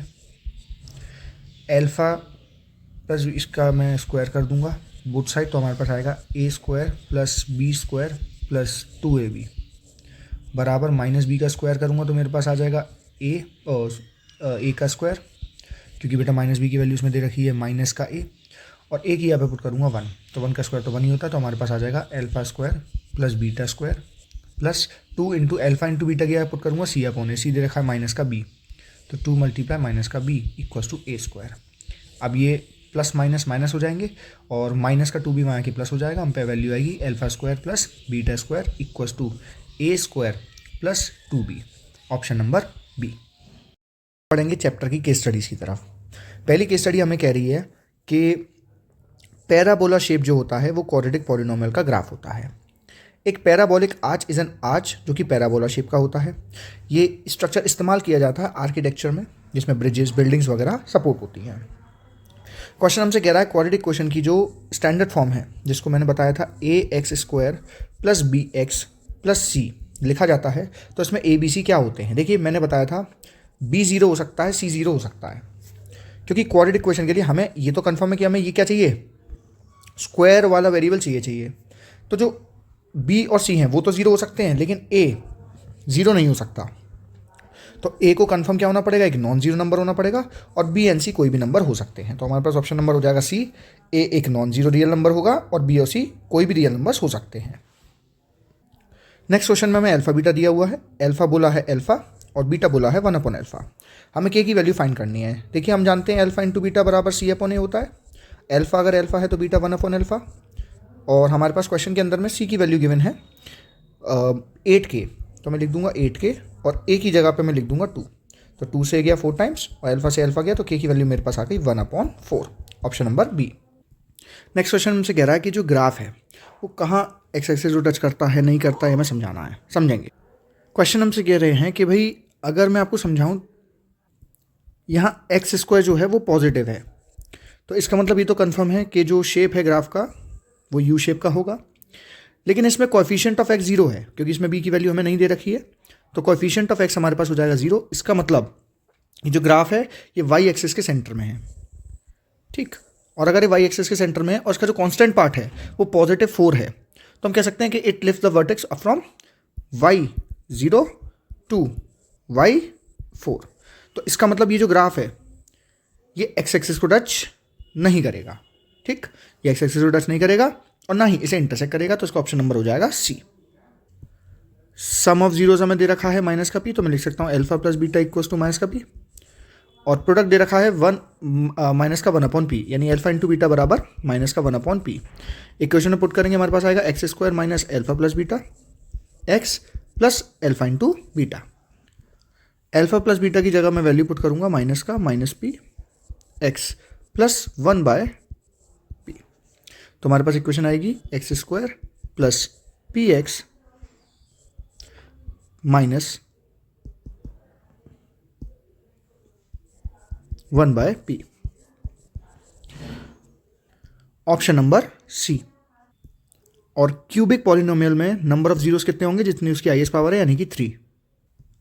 नेक्स्ट केस स्टडी हमसे कह रही है हमें आसन का पोस्चर दिया हुआ है और ये एक स्टिल इमेज है मेडिटेटिव करते हुए 1% 2% की, जिसको एक यू के शेप में बनाया गया है। तो इसको लगभग इस शेप में बताया जा सकता है। तो इस क्वेश्चन में हमसे पूछा the shape of the poses shown is parabola. मैंने बता रखा है ये शेप कौन सी होती है, पैराबोला होती है। और किस पैराबोला में the graph of parabola opens downward की तरफ ओपन होता है, उसमें ए की वैल्यू नेगेटिव होती है, यानी कि 0 से छोटी होती है। तो पैराबोला नीचे की तरफ क्या होता है, डाउनवर्ड ओपन होता है। नेक्स्ट क्वेश्चन हमसे कह रहा है कि इस पॉलिनोमियल के कितने जीरोज होंगे। तो देखिए एक्स एक्सिस को 2 जगह पे कट कर रहा है, एक तो यहाँ और एक यहाँ, तो इसके 2 जीरोज होंगे। इसमें जो जीरोज हैं उसमें अल्फा की वैल्यू है हमारे पास -2 और बीटा की वैल्यू हमारे पास है +4। इससे जो इक्वेशन बनेगी वो हमारे पास बनेगी एक्स स्क्वायर माइनस ब्रैकेट में alpha plus beta x plus alpha into beta, यानी कि -8। इसको सॉल्व करने पे हमारे पास आएगा -2x -8। तो हमारे पास ऑप्शन नंबर हो जाएगा ए। अब हमें इस इक्वेशन की क्या बताने हैं बेटा, रूट्स बताने हैं। तो कैसे निकलेंगे, इसका मिड टर्म स्प्लिट करेंगे। सबसे पहले इसका मल्टीप्लाई इसमें करने पर हमारे पास आएगा 4√3 मल्टीप्लाई 2√3, जो कि हमारे पास आएगा 8 मल्टीप्लाई 3, जो कि होगा 24। अब 24 के ऐसे वेक्टर में निकालने हैं कि उनको प्लस माइनस करके हमारे पास 5 आए। तो मैं लिख सकता हूँ 4√3 x square plus 8x minus 3x minus 2√3। अब इन दोनों में मैं कॉमन ले लूँगा 4, तो मेरे पास बचेगा 4 कॉमन लिया, x कॉमन लिया, बचा मेरे पास √3x प्लस 2। इन दोनों में छुपे हुए, इसमें भाई 2√3 छुपे हुए हैं, 3 निकलता है √3 इंटू √3, तो एक तो मेरे पास माइनस का √3 कॉमन आ गया, तो मैं इक्वेशन में लिख दूंगा √3x प्लस 2। अब √3x प्लस 2 कॉमन, तो √3x प्लस 2 कॉमन, और हमारे पास बचा 4x माइनस √3। तो हमारे पास x की वैल्यू आएगी -2/√3 और एक x की वैल्यू आएगी √3/4, option number B. Next question में हमें बोला हुआ है कि एक जो डाइवर है वो सर्फिंग बोर्ड से, ड्राइविंग बोर्ड से जंप करता है और एक पैराबोला शेप बनाता है। इसमें जो हाइट दे रखी है वो दे रखी है h और टाइम दे रखा है t सेकेंड्स। तो उससे हमारे पास एक पॉलिनोमियल फॉर्म हुआ है हाइट, और जिसका वेरिएबल t है, यानी टाइम चेंज होते होते इसकी हाइट में क्या आएगा, असर आएगा। एक पर्टिकुलर पॉइंट ऑफ टाइम पे यहाँ होगी, एक पर्टिकुलर पॉइंट ऑफ टाइम पे यहाँ होगी, एक पर्टिकुलर पॉइंट ऑफ टाइम पे यहाँ होगी, तो उसके हिसाब से इसकी हम हाइट निकाल सकते हैं। इक्वेशन है -16t² plus 8t plus k। Question हमसे कह रहा है सबसे पहले हमें k की वैल्यू फाइंड करनी है। तो देखिए हमको पता है अगर मैं इस पॉलिनोमियल में टाइम 0 यानी कि शुरुआत के टाइम की बात करूं तो कितने फीट ऊपर खड़ी थी, 48 फीट ऊपर खड़ी थी। इसका मतलब 0 सेकेंड पर उसकी हाइट कितनी थी, 48। तो अगर मैं वेरिएबल में यानी कि t की जगह पे 0 पुट करूं तो इक्वेशन सॉल्व होकर मेरे पास आएगी 16 0 स्क्वायर प्लस 8 0 प्लस के इक्वल्स टू 48। तो ये हो गया 0, ये हो गया 0 प्लस के इक्वल्स टू 48। तो के की वैल्यू मेरे पास निकल के आ गई 48। तो हमारे पास सही पॉलिनोमियल बन गया माइनस का 16t² plus 8t plus 48। Next question हमसे कह रहा है कि किस टाइम पर वो पानी को टच करेगी। पानी को टच करेगी यानी कि उसकी हाइट कितनी हो जानी चाहिए, उसकी हाइट हो जानी चाहिए 0। उसका हमसे टाइम पूछा है, तो हमें पॉलिनोमियल पता है हमारे पास में। अब जिसमें हमारे पास इसकी वैल्यू 0 निकल के आनी चाहिए, तो देखिए अगर मैं इस पॉलिनोमियल में कॉमन लूँ तो मैं t8 को कॉमन ले सकता हूँ पूरे में से।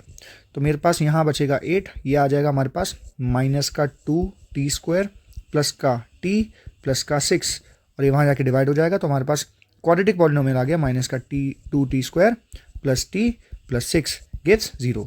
इसका अगर मैं मिड टर्म स्प्लिट करूँ तो 6 चूज़ा होते हैं 12 और 4 मल्टीप्लाई 3 12 और 4 माइनस 3 1। तो मैं लिख सकता हूँ माइनस का 2t² प्लस का 4t माइनस का 3t प्लस का 6 को 0। तो मैं इसमें मैं कौन लूँगा माइनस का 2, तो मेरे पास बचेगा, और t मेरे पास बचेगा t माइनस 2। इसमें कॉमन लूँगा माइनस का 3, बचेगा t माइनस 2 इक्वल्स टू 0। तो एक t की वैल्यू आई मेरे पास 2, एक t की वैल्यू आई मेरे पास 3/2। तो मेरे पास, लेकिन ये हमारे पास नेगेटिव आएगा, ये हमारे पास पॉजिटिव आएगा, तो हमारे पास टाइम हो गया 2 सेकेंड। Option number B. जो रीटा की हाइट है वो एक दूसरे पॉलिनोमियल के द्वारा भी बताई गई है, जो पॉलिनोमियल है p, जिसमें वेरिएबल t है, और इसके जो जीरोस हैं वो हमें दे रखे हैं, यानी -1 और 2। इसका मतलब हमको मालूम है कि 0 सेकेंड पर उसकी हाइट 48 है।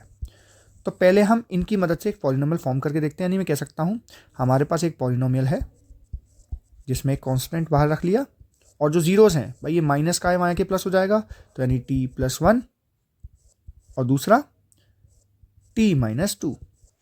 ये हमारे पास पॉलिनोमियल है। अब जैसा हम जानते हैं कि 0 सेकेंड पर हमारे पास 48 मीटर आएगा, तो अगर मैं इसकी जगह पर 48 कर दूं तो मुझे पता मेरा टाइम कितना हो जाना चाहिए, मेरा टाइम हो जाना चाहिए 0। तो 0 + 1 मल्टीप्लाई 0 - 2, तो 48 गिव्स k 2 - 2 और 1 - 2 यानी माइनस का 2, और माइनस का 2 वहाँ जाके कटा, हमारे पास आंसर आएगा माइनस का 24। अब k के प्लेस पे मैं -24 को पुट करूँगा और पूरी क्वेश्चन को सॉल्व करूँगा। पहले मैं इनका आपस में मल्टीप्लाई करके लिख सकता हूँ, -24 ब्रैकेट t² माइनस t - 2। इसका इस पूरे मल्टीप्लाई करने पे मेरे पास आएगा माइनस का 24t² प्लस का 24t प्लस का 48। हमारे पास ऑप्शन नंबर डी। अब हमको एक दूसरा क्वाड्रेटिक पॉलिनोमियल पूछा है अनु की हाइट का, जिसमें उसके जीरोज हैं 1 और -6। अब हम इससे क्वाड्रेटिक इक्वेशन फॉर्म करेंगे। हमको पता है sum of the zeros x² minus, ये रहा सम ऑफ द जीरोज, और प्रोडक्ट ऑफ द जीरोज ये दे रखा हमको -6। इससे हमारे पास इक्वेशन बनेगी x² - x -6। इसके साथ हमने कांस्टेंट मान लिया k। तो देखिए हम सब जानते हैं कि भाई टाइम t 0 अगर लिया जाए तो कितने मीटर पे होगी, 48 पर होगी। तो हम क्या करेंगे, इसको समझेंगे कि अगर मैं इस पॉलिनोमियल के साथ में टाइम 0 रख दूं तो मेरे पास आंसर आना चाहिए 48। तो मैं क्या करूंगा, इसमें टाइम की जगह पे यानी x की जगह पे 0 की वैल्यू पुट कर दूंगा। तो मेरे पास आएगा k 0 - 0 - 6 गिव्स 48। तो मेरे पास आएगा k गिव्स -8। अब जो k की वैल्यू मेरे पास -8 है, इसमें मैं पुट कर दूंगा और मेरे पास इक्वेशन बन जाएगी। तो देखिए मल्टीप्लाई करेंगे, -8 का मल्टीप्लाई करने पे आएगा हमारे पास में 8t² माइनस का 8t² plus 8t plus 48। Option number C. Question कह रहा था zeros of the polynomial are negative to each other, यानी अगर एक अल्फा है तो दूसरा -अल्फा है। तो मैं इसको लिख सकता हूँ अल्फा प्लस बीटा बराबर -b/a। अल्फा की वैल्यू अल्फा, बीटा की वैल्यू -अल्फा। बी की वैल्यू मुझे क्वेश्चन में ये दे रखी, इसको मैं लिख लूँगा -k - 3, ब्रैकेट लगा के लिखिएगा जिससे साइन चेंज कर पाएँ, और a की वैल्यू है -12, जिससे माइनस से माइनस कट गया। ये हमारे पास हो गया 0, k - 3 इक्वल्स टू अपॉन 12 आया के मल्टीप्लाई, तो हमारे पास आया 0 बराबर k - 3, k की वैल्यू हमारे पास आ गई 3। Option A. Next is case study में स्कूल फ्रेंड्स केव्स देखने गए और उन्होंने केव के एक एंट्रेंस को पैराबोला शेप में देखा, जिसकी क्वाड्रेटिक पॉलिनोमियल हमें गिवन है। क्वेश्चन हमसे कह रहा है कि भाई इसका वेल डायग्राम बनाइए। तो इसका वेल डायग्राम बनाने के लिए पहले हम एक वाई एक्सिस ले लेंगे और एक एक्स एक्सिस ले लेंगे और इस पर एक बड़ा सुंदर सा डाउनवर्ड की तरफ पैराबोला बना देंगे। नेक्स्ट क्वेश्चन में हमें क्वाड्रेटिक इक्वेशन का एक जीरो दे रखा है 4 और हमें पी की वैल्यू निकालनी है। देखिए जीरोज वो डिजिट होती है जिसको इक्वेशन में वेरिएबल की जगह पुट करने पे इक्वेशन जीरो हो जाती है। तो अगर मैं p1 p-1 एक्स स्क्वायर की जगह पे एक्स की जगह पे 4 का स्क्वायर पुट करूँ प्लस p4 प्लस 1 पुट करूँ तो इक्वेशन का आंसर जीरो आना चाहिए। इसको सॉल्व करने पर हमारे पास आएगा 16p minus 16 plus 4p plus 1 equal to zero. 16p plus 4p हमारे पास निकल के आएगा 20p और माइनस प्लस माइनस का 15 बराबर जीरो। 20p गिव्स 15 जो हमारे पास आंसर निकाल के देगा p की वैल्यू 3/4। नेक्स्ट हमें क्वाड्रेटिक इक्वेशन पूछी हुई है जिसमें हमें जीरोस पता है, तो इसकी क्वाड्रेटिक इक्वेशन हमारे पास बनेगी। हमने अल्फा बीटा की जगह पे वैल्यू पुट करी और हमारे पास क्वाड्रेटिक इक्वेशन बन के आ गई। नेक्स्ट क्वेश्चन कह रहा है 1 0 is reciprocal of other. 1 0 reciprocal of other का मतलब क्या हुआ? अगर एक अल्फा है तो दूसरा 1 अपॉन अल्फा है। इक्वेशन में हमें पता है अल्फा इंटू बीटा बराबर सी अपॉन ए होता है।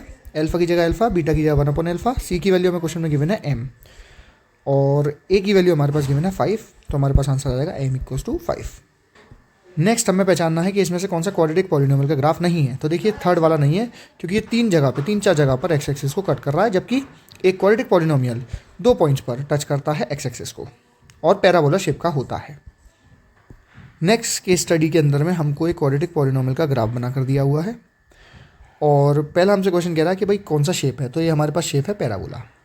अब देखिए अगर हमारे पास एक्स स्क्वायर का कोफिशिएंट माइनस में होता है तो देखिए उसका ग्राफ ना इस तरीके से बनता है, और अगर प्लस में होता है तो उसका ग्राफ इस तरीके से बनता है, यानी डाउनवर्ड ओपनिंग होता है। तो इसमें जो हमारे पास आंसर आएगा वो शेप आएगा हमारे पास ओपन अपवर्ड पैराबोला। ठीक है, इसे बोलेंगे ओपन अपवर्ड पैराबोला।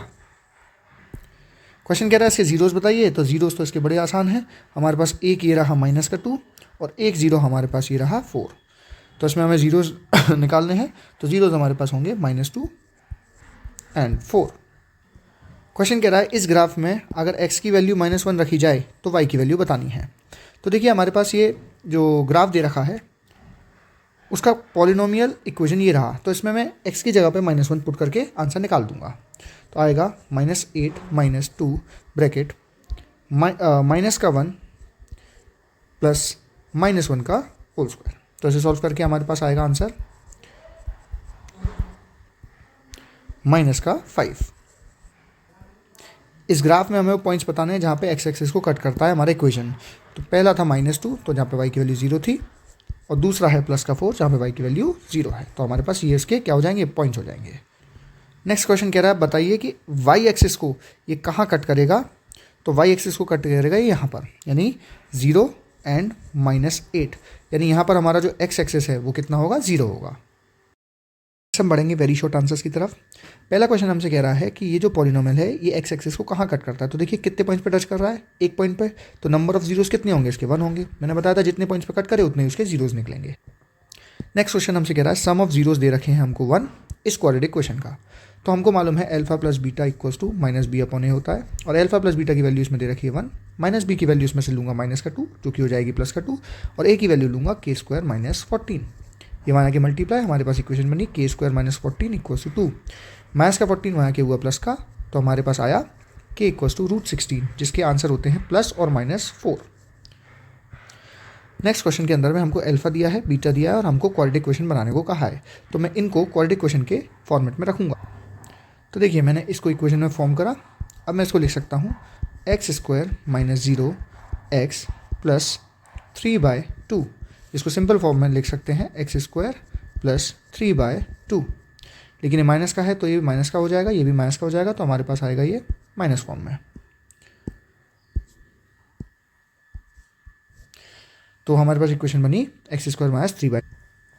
इसमें अगर मैं k की वैल्यू 2 मान लूँ तो मेरे पास इक्वेशन बनेगी 2x² - 3।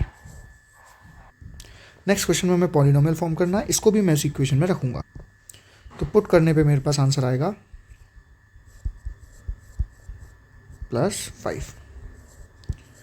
तो हमारे पास इक्वेशन बन गई x² + 6x + 5 k। यहाँ पे के कांस्टेंट डिजिट है। नेक्स्ट क्वेश्चन से कह रहा है दोनों जीरोस की आपस में अपोजिट साइन है, यानी कि अगर एक प्लस का है, एक अगर अल्फा है तो दूसरा हमारे पास माइनस अल्फा होगा। तो अल्फा प्लस बीटा होता है माइनस बी अपॉन ए, और अल्फा की जगह अल्फा, बीटा की जगह माइनस अल्फा बराबर माइनस बी अपॉन ए की वैल्यू वहाँ जाके मल्टीप्लाई हो जाएगी जीरो में, तो जीरो मल्टीप्लाई समथिंग जीरो ही होगा, तो माइनस बी की वैल्यू हमारे पास आ जाएगी जीरो, तो बी की वैल्यू भी हो जाएगी हमारे पास जीरो। क्वेश्चन में हमको 1 0 दिया हुआ है माइनस का 3, हमें के की वैल्यू निकालनी है। तो हमें पता है जीरो उसको पुट करने पे क्वेश्चन जीरो हो जाती है, तो मैं पुट करूँगा के माइनस 1, एक्स की जगह पे माइनस का 3 का होल स्क्वायर प्लस के माइनस 3 प्लस 1 इक्वल टू 0। इसे सॉल्व करने पे मेरे पास आएगा, जिसको सॉल्व करने के बाद 9 के माइनस 3 के 6 के माइनस प्लस माइनस का 8 इक्वल टू 0। के की वैल्यू मेरे पास आएगी 8/6 यानी 4/3। नेक्स्ट में हमको फैक्टर दिया हुआ है x माइनस ए, तो मैं इसको लिख सकता हूँ x इक्वल्स टू ए। तो x की वैल्यू मैं इक्वेशन में पुट करता हूँ, ये सॉल्व करने पे हम पर आएगा a³ minus a³ plus 6 minus a। अब यहाँ a³ से a³ गया, हमारे पास आंसर आया 6 माइनस a। नेक्स्ट हमें 1 0 इज रेसिप्रोकल ऑफ अदर, अगर एक जीरो अल्फा है तो दूसरा 1/अल्फा होगा, और हमें पता है अल्फा मल्टीप्लाई बीटा बराबर c/a होता है। अल्फा की जगह अल्फा, बीटा की जगह 1/अल्फा, और सी की जगह पर मैं पुट करूँगा ये पूरा का पूरा माइनस ब्रैकेट के माइनस 2, और ए की जगह पर पुट करूँगा 6। हमारे पास वैल्यू आएगी 6 बराबर माइनस के प्लस 2, प्लस का 2 आया कि माइनस, जिससे हुआ 4 बराबर माइनस का के की वैल्यू मेरे पास आ जाएगी माइनस का 4। शॉर्ट क्वेश्चन की तरफ क्वेश्चन कह रहा है कि टीचर ने 10 स्टूडेंट्स को पॉलिनोमियल लिखने को कहा। अब 10 बच्चों ने ये पॉलिनोमियल लिखे, हमें बताना है इनमें से how many of the above 10 are not polynomial, कौन पॉलिनोमियल नहीं है। तो देखिए हमारे पास जो थर्ड वाला है इसमें हमारे पास इस तरीके की वैल्यू दी हुई है, और अगर रूट वैल्यू चलती है तो हम उसको 1/2 लिख सकते हैं, और जब भी किसी वेरिएबल की वैल्यू नॉन इंटीजर या नेगेटिव हो तो पॉलिनोमियल नहीं होता। तो ये नहीं है और ये भी पॉलिनोमियल नहीं है, क्योंकि इसके साथ में 2x² प्लस 3 माइनस 5/x है, जिसको मैं लिख सकता हूँ -5 की पावर x की पावर -1। तो ये भी मेरे पास क्या नहीं है बेटा, पॉलिनोमियल नहीं है, और ना ही ये हमारे पास पॉलिनोमियल है, क्योंकि इसको भी मैं 1 की पावर x की पावर -1 लिख सकता हूँ। तो जिनकी पावर नेगेटिव या फिर फ्रैक्शनल होती है वो पॉलिनोमियल्स नहीं होते। नेक्स्ट क्वेश्चन कह रहा है इनमें से कौन सी क्वाड्रेटिक पॉलिनोमियल है। तो देखिए जिसकी i पावर 2 है वो क्वाड्रेटिक पॉलिनोमियल है। जैसे कि हमारे पास ऑप्शन नंबर बी, जिसमें 3x² प्लस 7x प्लस 2 ये क्वाड्रेटिक पॉलिनोमियल है। क्वेश्चन कह रहा है कि क्लास में 4 बच्चों को इक्वेशन का ग्राफ बनाने को कहा गया, उन चारों ने अपने ग्राफ्स बनाए। हमसे क्वेश्चन पूछा किसने भाई ग्राफ सही बनाया है। तो देखिए क्वाड्रेटिक इक्वेशन है, क्वाड्रेटिक इक्वेशन का ग्राफ पैराबोला शेप का होता है, तो अनिल और सुरेश ने पैराबोला ग्राफ बनाया है। क्वेश्चन कह रहा है कि जे का ग्राफ कौन सा है। तो जे ने देखिए लीनियर ग्राफ बनाया, लीनियर इक्वेशन का ग्राफ बनाया है, क्योंकि एक स्ट्रेट लाइन में है। नेक्स्ट क्वेश्चन हमसे कह रहा है हमें क्वाड्रेटिक पॉलिनोमियल फॉर्म करना है इन जीरोस की मदद से। तो पहले मैं क्या करता हूँ, अल्फा प्लस बीटा का वैल्यू निकाल लेता हूँ। 3 + √5/5 प्लस 3 - √5/5, इसमें एलसीएम लेंगे 5, तो मेरे पास आएगा 3 + √5 प्लस 3 - √5, जिसमें √5 से √5 जाएगा, आगे 3 + 3 6/5। अब अगर मैं मल्टीप्लाई करूँगा अल्फा इंटू बीटा तो मेरे पास आएगा 3 + √5/5 मल्टीप्लाई 3 - √5/5। ऊपर a + b a - b का एंट्री लगेगा, जो हो जाएगा a² - b²/25 आएगा 4/25। अब अगर मैं इनको इस फॉर्मेट में सब्स्टिट्यूट करूँ तो मेरे पास आएगा x² - 6/5x प्लस 4/25। अब अगर मैं बाहर 25 को ही कॉमन ले लूँ तो मेरे पास आएगा k/25 bracket 25x² minus 30x plus 4। ये हमारे पास आंसर हो जाएगा। 6 क्वेश्चन हमसे कह रहा है कि भाई हमें के की वैल्यू फाइंड करनी है, और अल्फा माइनस बीटा हमें दे रखा है 1। तो हमें पता है भाई किसी इक्वेशन में अल्फा प्लस बीटा करने पर हमारे पास आता है -b/a। तो मैं इसको लिखता हूँ अल्फा प्लस बीटा बराबर -b/a। तो अल्फा की वैल्यू मेरे पास अल्फा ही है, बीटा की वैल्यू बीटा है, और -b की वैल्यू मुझे दिख रही है 5। तो इसका मतलब मेरे पास अल्फा प्लस बीटा है 5, और अल्फा माइनस बीटा क्वेश्चन में दे रखा है 1। अगर मैं इस इक्वेशन को आपस में प्लस करूँ तो 2 अल्फा ये गया बराबर 6, अल्फा की वैल्यू मेरे पास निकल के आई 3। अब अल्फ़ा मल्टीप्लाई बीटा की वैल्यू होती है सी अपॉन ए। अल्फ़ा की वैल्यू हमारे पास आई है 3 और बीटा की वैल्यू मैं इसमें पुट करके निकाल लूँगा। तो 3 माइनस क्या करूँ कि मेरे पास 1 आ जाए, तो मैं 3 में से 2 माइनस कर दूंगा, तो मेरे पास वैल्यू आएगी 2 बीटा की, और सी अपॉन ए, सी की जगह पे मैं पुट कर सकता हूँ के और ए की जगह पे 1, तो मेरे पास के की वैल्यू निकल के आ जाएगी 6। देखिए नेक्स्ट क्वेश्चन काफ़ी इंपॉर्टेंट है। क्वेश्चन में हमको एक क्वाड्रेटिक पॉलिनोमियल दे रखा है और हमसे पूछा है alpha square plus beta square and alpha की पावर -1 प्लस बीटा की पावर -1 निकालना है। देखिए ऐसे क्वेश्चन में दिमाग चलाना पड़ेगा। डायरेक्ट हमारे पास अल्फा स्क्वायर और बीटा स्क्वायर की जानकारी नहीं है, लेकिन हमें क्वेश्चन शुरू करने के लिए हमको पता है अल्फा प्लस बीटा की जानकारी हमारे पास है -b अपॉन ए। अगर मैं इसमें बोथ साइड स्क्वायर कर दूं तो मैं लिख सकता हूँ alpha square plus beta square plus 2 alpha beta, और यहाँ मेरे पास हो जाएगा -b का स्क्वायर करूँगा तो आएगा b square by A square. अब देखिए हमें पता है अल्फा इंटू बीटा की वैल्यू होती है सी अपॉन ए, तो मैं लिख सकता हूँ उसकी जगह पे सी अपॉन ए, और ये पूरा का पूरा वहाँ के माइनस का हो जाएगा। तो मेरे पास बनेगा alpha square plus beta square is equals to B square upon A square minus 2c upon A. अब अगर मैं इसमें वैल्यूज पुट करूँ जैसे कि alpha square plus beta square, अब मैं बी स्क्वायर की जगह पे वैल्यू पुट करूँगा इसमें 5 का स्क्वायर यानी कि 25, और ए की जगह पे ए स्क्वायर की जगह पे पुट करूँगा मैं 25 माइनस 2 मल्टीप्लाई सी की वैल्यू दे रखी है 1 और ए की वैल्यू दे रखी है 5, तो मेरे पास हो जाएगा 1, तो 1 माइनस 2/5 मेरे पास आएगा 3/5। नेक्स्ट हमसे कह रहा है कि हमको निकालना है अल्फा की पावर -1 प्लस बीटा की पावर -1। तो देखिए जब भी पावर माइनस में होती है तो हम डेट का रेसिप्रोकल कर देते हैं, तो हमारे पास हो जाएगा 1 अपॉन अल्फा की पावर 1 प्लस 1 अपॉन बीटा की पावर 1, और अगर पावर 1 होती है तो कोई होना ना होना बराबर है। एलसीएम लेंगे भाई, अल्फा बीटा, अल्फा से अल्फा गया बचा बीटा प्लस अल्फा।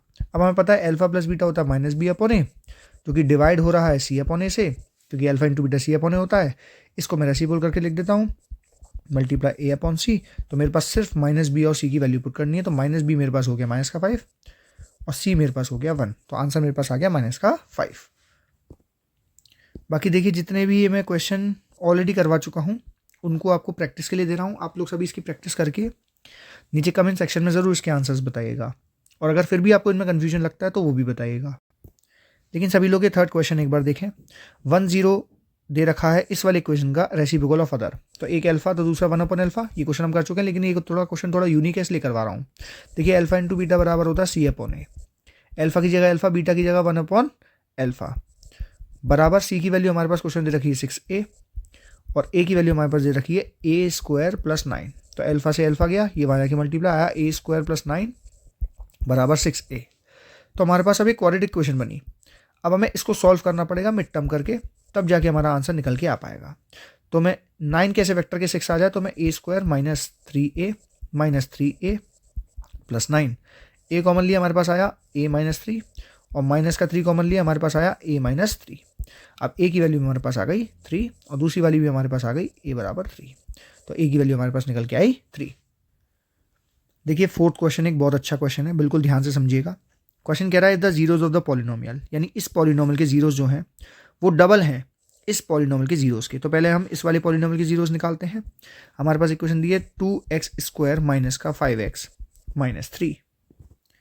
अब हमें 6 के ऐसे फैक्टर निकालने हैं कि भाई 5 आए, क्योंकि 3 मल्टीप्लाई 2 6 ही होगा, तो 2x square minus 6x plus 1x minus 3, इसमें कॉमन आ जाएगा 2x, बचेगा मेरे पास में x माइनस 3, प्लस का 1 कॉमन आ जाएगा, बचेगा हमारे पास x माइनस 3। अब x माइनस 3 और x माइनस 3 कॉमन ले लिए, मेरे पास बचेगा 2x प्लस 1, तो हमारे पास x की वैल्यू आएगी माइनस का 3, यानी अल्फा हो गया माइनस का 3। बीटा की वैल्यू मेरे पास आएगी निकल के -1/2। क्वेश्चन हमसे कह रहा था कि जो ये वाला पॉलिनोमियल है इसके रूट्स इन रूट्स के डबल हैं, तो इसका मतलब इसका जो अल्फा डैश है 3 का डबल करने पे आएगा 6, और जो बीटा डैश है इसका डबल करने पे आएगा मेरे पास माइनस का 1, क्योंकि इसका डबल करूँगा तो मल्टीप्लाई 2 करूँगा तो -1 आएगा। अब मुझे निकालना है Q और P, तो मुझे पता है alpha dash plus beta dash minus b upon A, यानी कि माइनस का p अपॉन 1, तो alpha dash plus beta dash करूँगा तो मेरे पास आएगा 5 बराबर माइनस का p की वैल्यू मेरे पास आ जाएगी माइनस का 5।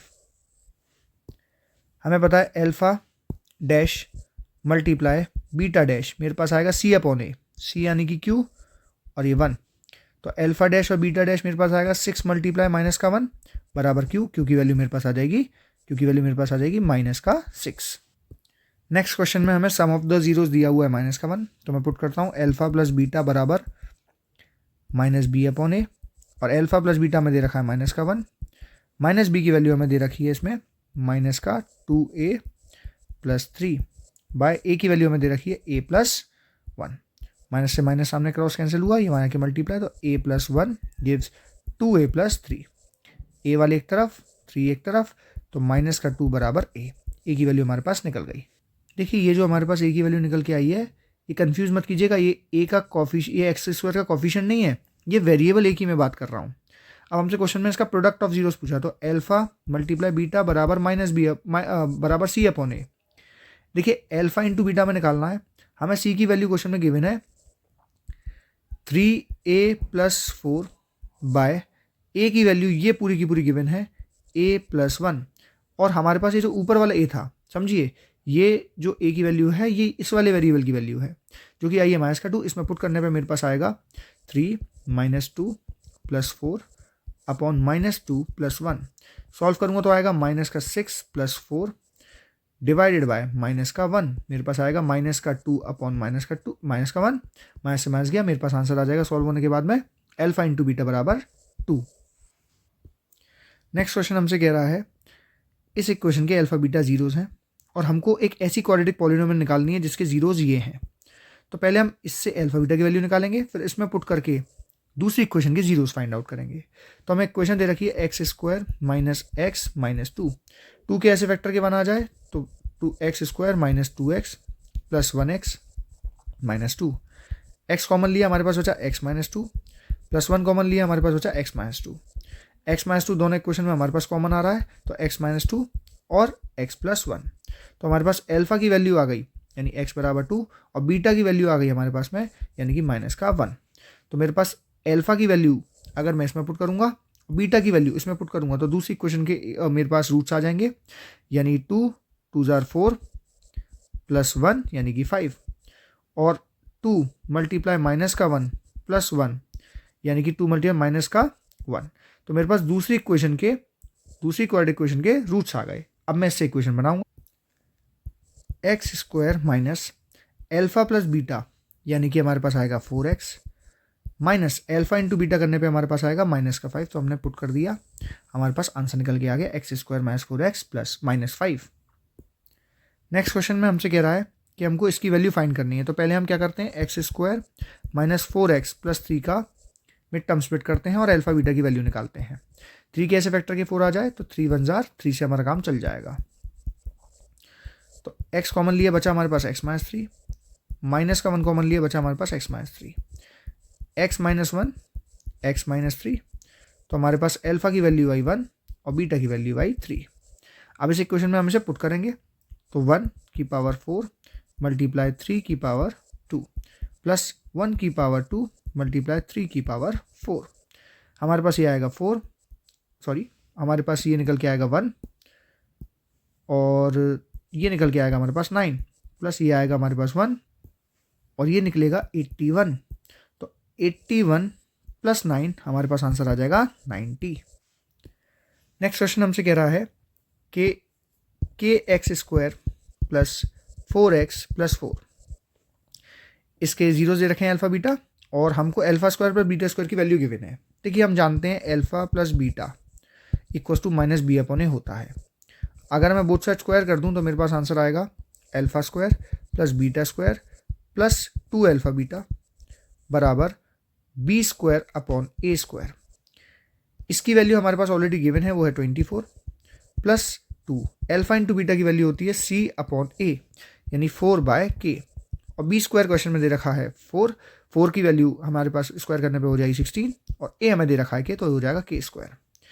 अब ये हो जाएगा हमारे पास 24 प्लस 8 बाई के बराबर 16 बाय के स्क्वायर, ये वहाँ जाके माइनस हो जाएगा तो 24 बराबर 16 अपॉन के स्क्वायर माइनस 8 बाई के। इसको सॉल्व करने पे मेरे पास आएगा के स्क्वायर हम कॉमन लेंगे, कोई के स्क्वायर गया 16 माइनस के से 1 के गया 8 के, हमारे पास ये भी एक क्वाड्रेटिक इक्वेशन बन जाएगी 24 के स्क्वायर बराबर 16 माइनस 8 के। इक्वेशन आएगी 24 के स्क्वायर प्लस 8 के माइनस 16 इक्वल्स टू 0। इसमें मैं 8 को कॉमन ले लूँगा, मेरे पास आएगा 3 के स्क्वायर प्लस के माइनस 2 इक्वल्स टू 0। अब 2 3 6 के ऐसे फैक्टर के प्लस 1 आए तो 6 के ऐसे फैक्टर्स होंगे 3 के स्क्वायर प्लस का 3 के माइनस का 2 के माइनस 2 इक्वल्स टू 0। 3 के कॉमन हमारे पास बचा के प्लस 3 माइनस का 2 कॉमन हमारे पास बचा, सॉरी यहाँ 3 नहीं बचेगा, यहाँ पे 1 बचेगा के प्लस 1 बराबर 0। के की वैल्यू हमारे पास आई 2/3 और एक वैल्यू हमारे पास आई माइनस का 1। आई होप आप सभी को क्लास 10th का पॉलिनोमियल चैप्टर अच्छे समझ में आ गया होगा और अब आप क्वेश्चंस कॉन्फिडेंस के साथ सॉल्व कर पा रहे होंगे। आप अपनी बोर्ड्स की प्रिपरेशन अच्छे से करते रहिए और एक अच्छे परसेंटेज का टारगेट ज़रूर रखिएगा। अपना 100% दीजिए, फिर आप कितने भी परसेंटेज ला, इस बात से कोई फ़र्क नहीं पड़ता, लेकिन 100% ज़रूर दीजिए। आपका दिन शुभ हो। धन्यवाद।